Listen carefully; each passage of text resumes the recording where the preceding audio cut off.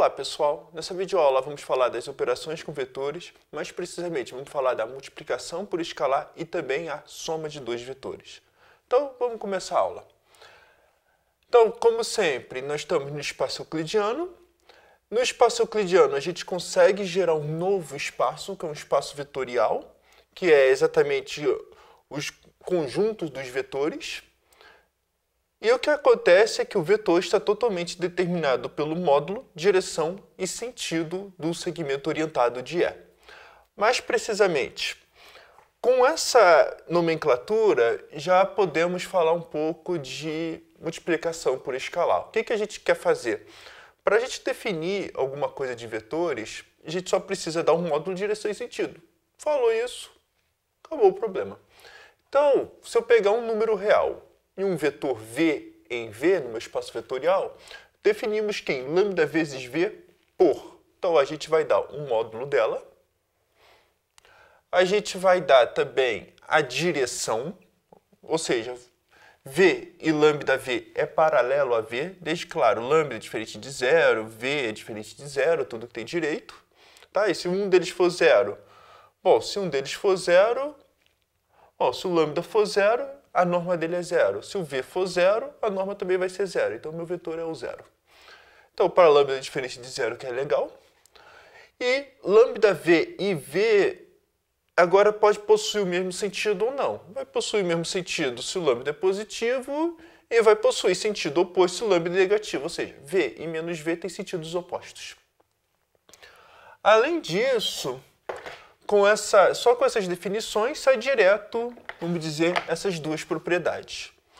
Primeiro, que 0 vezes v é igual a zero, foi o que a gente falou, isso aqui, esse zero é vetorial, tá? Esse zero aqui é escalar. E além disso, essa propriedade associativa que a gente usa várias vezes. Ou seja, se eu pegar um escalar, multiplicar por v, temos um novo vetor, eu posso multiplicar por escalar de novo, vai dar um vetor. Mas também eu posso pegar os dois escalares, multiplicar e depois multiplicar pelo meu vetor inicial. A ordem não importa que eu fizer isso. Então essa propriedade é bem conhecida. Bom, a dedução é direta, é ficar brincando, tem o mesmo módulo, é paralelo e os sentidos, vai ter que ficar brincando com os sinais de lambda e mi, mas essencialmente é direto da definição caso queiram provar. Além disso, agora uma outra propriedade um pouquinho mais interessante, vamos dizer assim, e que exige um pouco mais de trabalho, é a soma de dois vetores. Então, dados u e v pertencente a v, definimos u mais v como? Da seguinte forma, eu pego um representante de AB, eu pego um representante de U.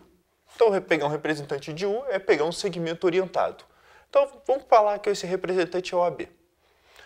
Depois que eu peguei o representante AB, agora eu forço a escolha do representante de V, começando em B. Então, eu vou escolher um representante em V, sendo B, e acho o ponto C que representa. Só que a gente viu que na aula sempre pode, na aula anterior. O que a gente vai definir é que U mais V é o seguinte, a gente pega o A, vai para o B, e depois do B vai para o C, então meu U mais V nada mais é que o segmento orientado a C, ou a classe representada por AC. Como que eu disse, temos uma ambiguidade, por exemplo, se eu fixei o A, depende, vamos dizer, a princípio, a soma da escolha do A. O que, vamos dizer, não é difícil provar é que se eu escolher outro representante, x e y do meu vetor U, escolher o meu outro representante, vamos botar, deixa um pouquinho maior, um outro representante do meu vetor V, vamos dizer, o meu candidato à soma,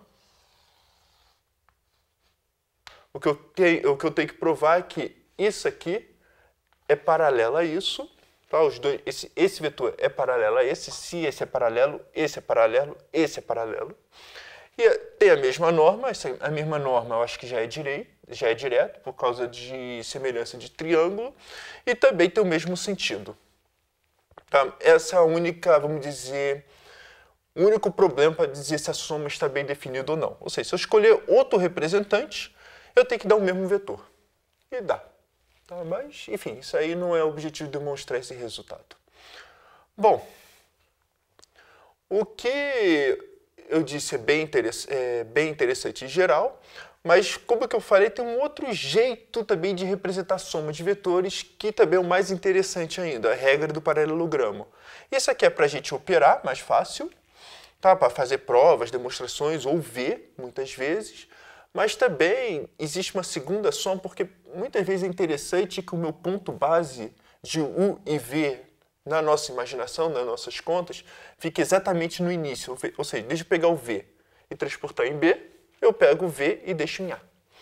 Então, o que eu posso fazer é que a soma de U mais V nada mais é que o seguinte. Eu faço o transporte paralelo de V também no meu vetor B. E eu faço o transporte paralelo de A no meu pontinho D. Então, une esses dois. O que eu estou dizendo para vocês é que U mais V nada mais é que, vamos dizer, a diagonal principal ou a diagonal desse paralelogramo.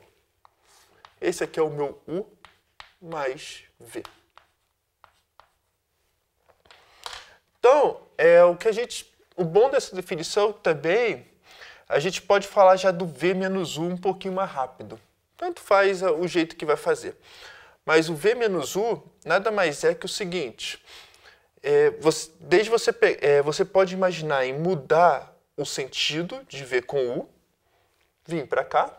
Então, a minha nova seta, se o U é esse, o meu menos U é esse aqui, e V menos U nada mais é que a soma com o simétrico de U. Então, a figurinha que a gente vai ter é essa aqui. Então, esse aqui seria o V menos 1. Deixa eu voltar à minha seta inicial. Mas o que está acontecendo é o seguinte. V mais U é a diagonal maior, V menos U é a diagonal menor. Tá? E as setas de acordo com se eu escolher V menos U ou U menos V. Mas se eu botar V menos U, sai da ponta de U e vai para V. Bom, com essas duas definições, e vai exigir um pouco de trabalho, mas dá para demonstrar todas essas propriedades. Tá? Essas propriedades a gente usa, já está no nosso, muitas vezes vamos dizer, no nosso folclore, no nosso jeito de trabalhar mesmo, mas é que vale a propriedade associativa. Isso aqui muitas vezes dá um pouquinho de trabalho, mas usando a primeira definição já não é tão complicado, eu deixo vocês tentarem. Também vale a comutativa. Se eu pegar o V e retirar o V, vai dar zero, não tem muito o que fazer. Essa propriedade aqui dá mais trabalho ainda para provar. Lambda V, lambda mais μV vale a propriedade distributiva, tanto do ponto de vista escalar, quanto do ponto de vista de vetores, ou seja, lambda de U mais V é igual a lambda U mais lambda V. Isso aqui não é tanto trabalhoso provar, não. Isso aqui fica em outras videoaulas, não tem problema. E V mais zero é igual a V. Ou seja, o vetor nulo tem essa propriedade de ser o elemento neutro mesmo da adição. Então, basicamente é isso que a gente quer falar para vocês nessa aula.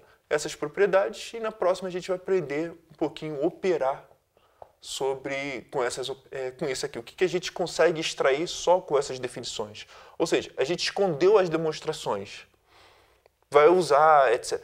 Mas agora a gente vai pensar o contrário. Escondeu as demonstrações, podemos usar, não tem problema, mas o que a gente pode retirar dali? Que propriedades geométricas, algumas, pelo menos um início, para a gente entender a vantagem dessa linguagem. E é isso que eu queria falar para vocês.